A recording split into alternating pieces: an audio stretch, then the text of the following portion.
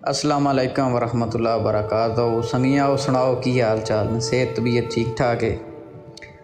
अज जनाब चाहते कल्ला जेड़े भरा साडे मुल्क पाकिस्तान तो इत्थे विजिट ते आउंदे ने उन्हां वास्ते, जेड़े भरा आ चुके ने इत्थे विजिट ते उन्हां ते पता है इत्थे केड़े भाव विकदी है पई, की बीतदी है पई उन्हां ते।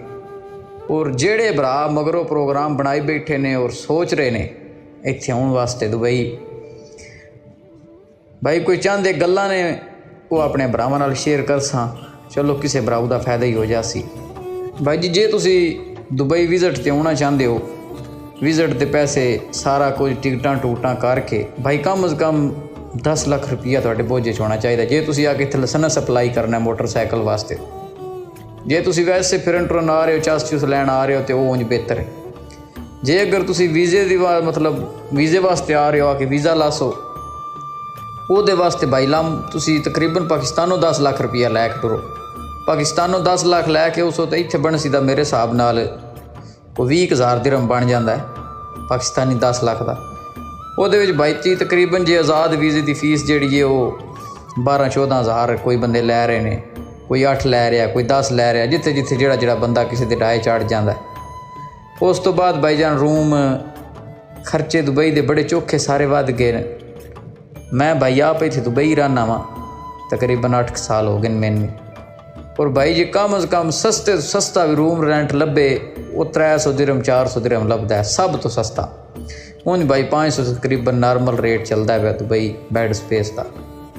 तो अगर तुसी पाकिस्तानों इत्थे आउण दा सोचते हो पे, तो अगर तुहाडा कोई बेली है, कोई तुहाडा रिश्तेदार है, पहले उहदे नाल राबता करो, उहदे कोल इत्थे दे हालात पुछो कि मैं इस वीज़े वास्ते अप्लाई कर रहा, इस वीज़े वास्ते आ रहा, इस नौकरी वास्ते आ रहा वा।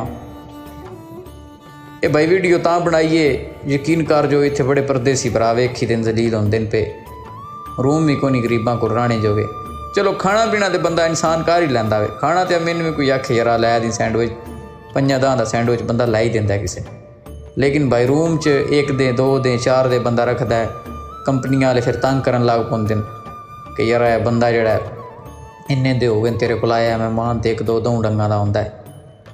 तो बेहतर ही है भाई तुसी अपना जिस भी भाई इत्थे आना दुबई अपना सांभा सिकरा करके आओ, और वीज़ा आके मोटरसाइकिल का जिस भी भाई अप्लाई करना वो कम से कम 6 महीने का टाइम रख के आवे कि 6 महीने मैंने आमदन कोई नहीं, ये लगने इन सारे 6 महीनों पैसे। अल्लाह की ज़ात सारे भरावां खुश रखे, रब सोना सारे परदेसियों के मसले हल करे, रब सोना सारे परदेसियों ने परदेस विच रिज़्क़ हलाल कमाण दी तौफीक अता फरमाए। जे भरावां गल्लां चंगियां लगियां ते दुआ देवे आए।